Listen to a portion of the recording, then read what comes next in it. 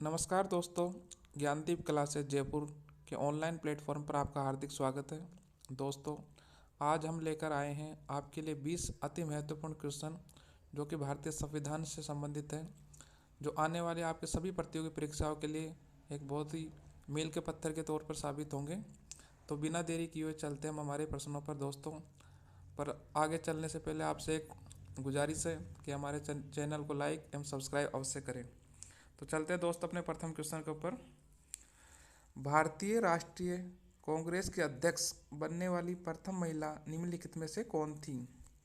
दोस्तों, भारतीय राष्ट्रीय कांग्रेस की अध्यक्ष बनने वाली प्रथम महिला निम्नलिखित में से कौन थी? दोस्तों, चार ऑप्शन है: हंसा मेहता, सरोजिनी नायडू, एनी बेसेंट, विजय लक्ष्मी पंडित। तो दोस्तों, भारतीय राष्ट्रीय कांग्रेस की अध्यक्ष बनने वाली प्रथम महिला थी वो थी दोस्तों एनी बेसेंट। हम इसके ऊपर आपको टिक लगा के बताते हैं, एनी बेसेंट, सी नंबर की ऑप्शन। और दोस्तों, अगर प्रथम भारतीय महिला अगर प्रश्न में पूछा जाता तो प्रथम भारतीय महिला सरोजिनी नायडू थी। चलते दोस्तों दूसरे क्वेश्चन के ऊपर।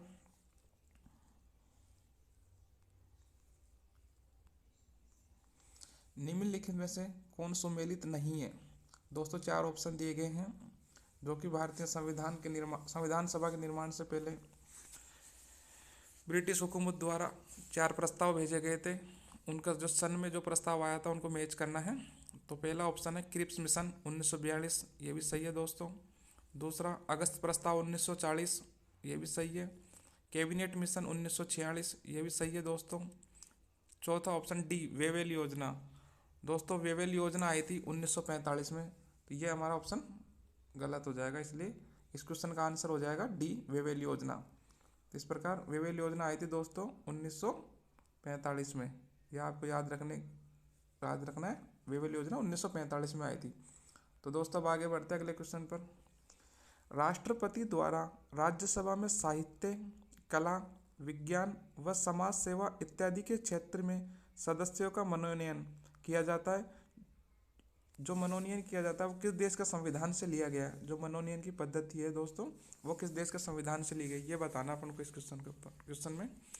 तो ए ऑप्शन है ऑस्ट्रेलिया, बी जर्मनी, सी रूस और डी आयरलैंड।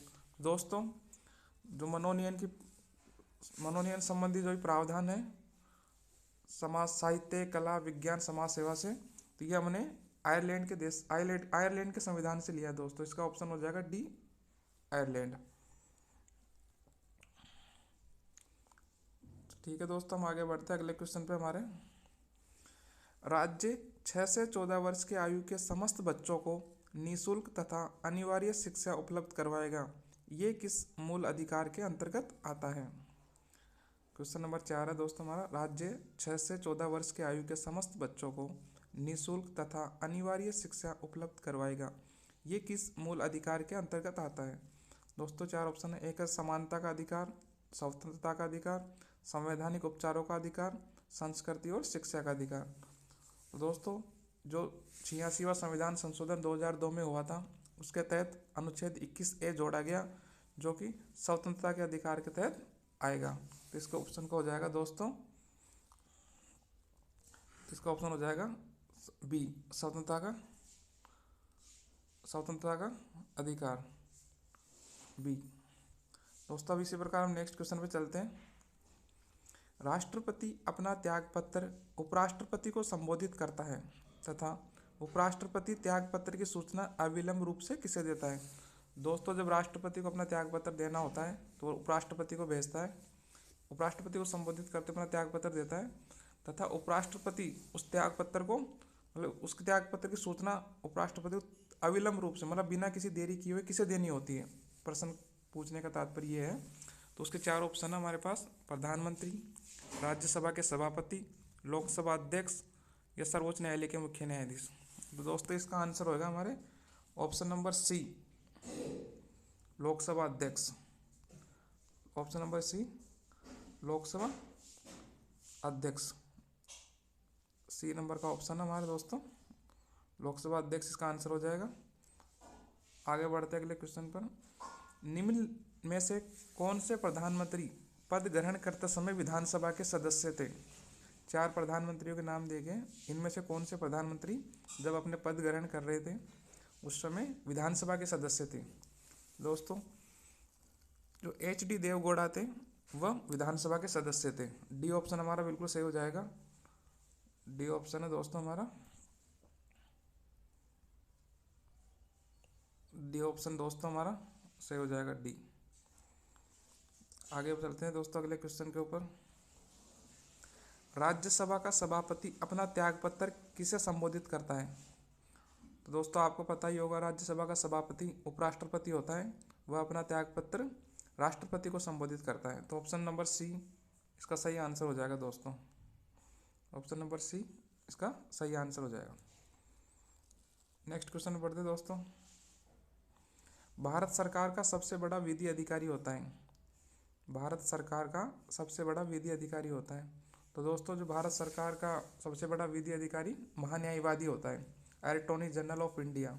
दोस्तों सबसे बड़ा विधि अधिकारी महान्यायवादी होता है। ये ऑप्शन नंबर ए आपका सही आंसर हो जाएगा, जो कि वर्तमान समय में के वेणुगोपाल है। दोस्तों अगले क्वेश्चन में बढ़ते हैं हम।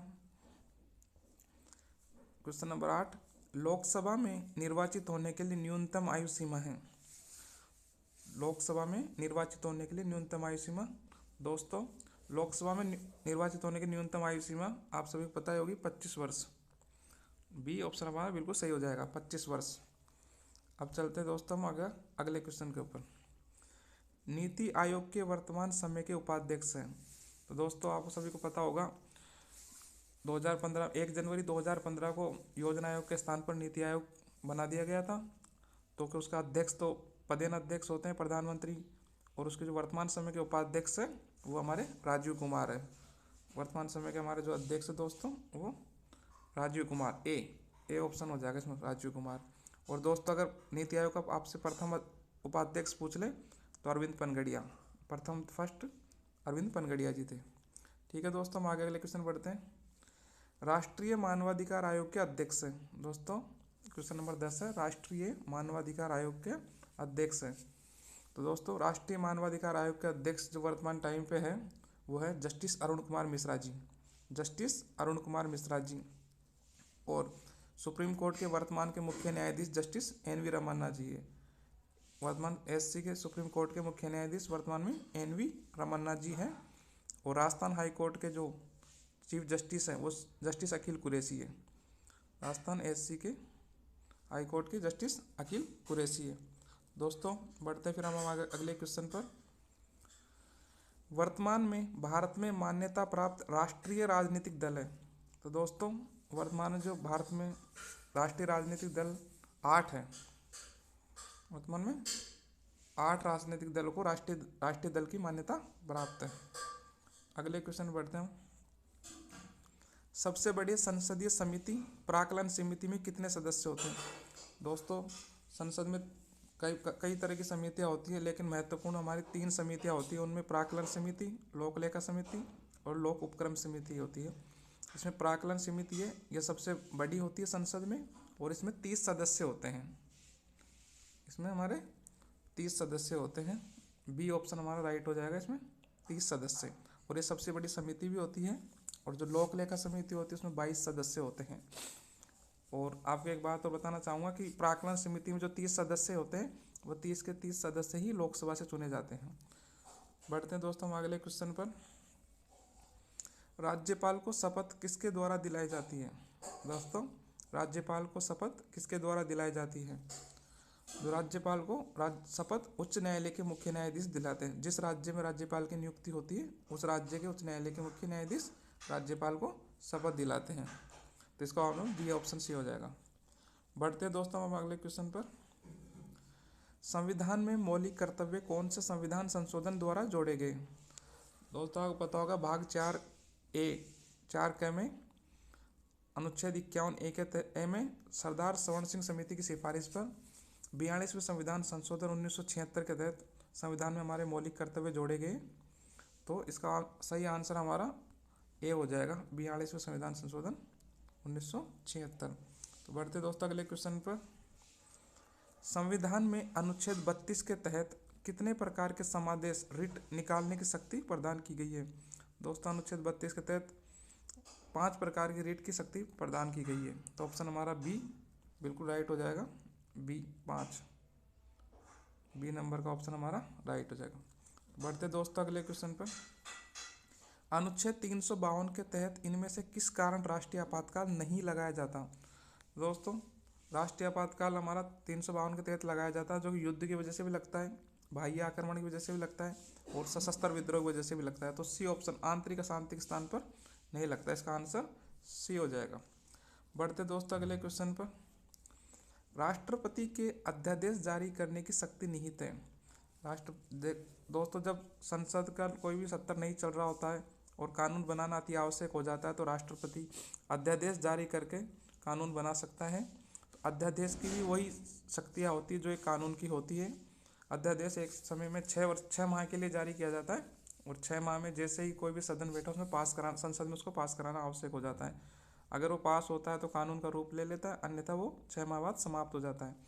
तो दोस्तों अध्यादेश जारी करने की शक्ति राष्ट्रपति के अनुच्छेद 123 में, तो बी ऑप्शन हो जाएगा इसका, बी ऑप्शन अनुच्छेद 123। और दोस्तों ये शक्ति राज्यपाल को भी होती है, राज्यपाल को अनुच्छेद 213 के तहत होती है। ठीक है दोस्तों, बढ़ते हैं हमारे अगले क्वेश्चन पर।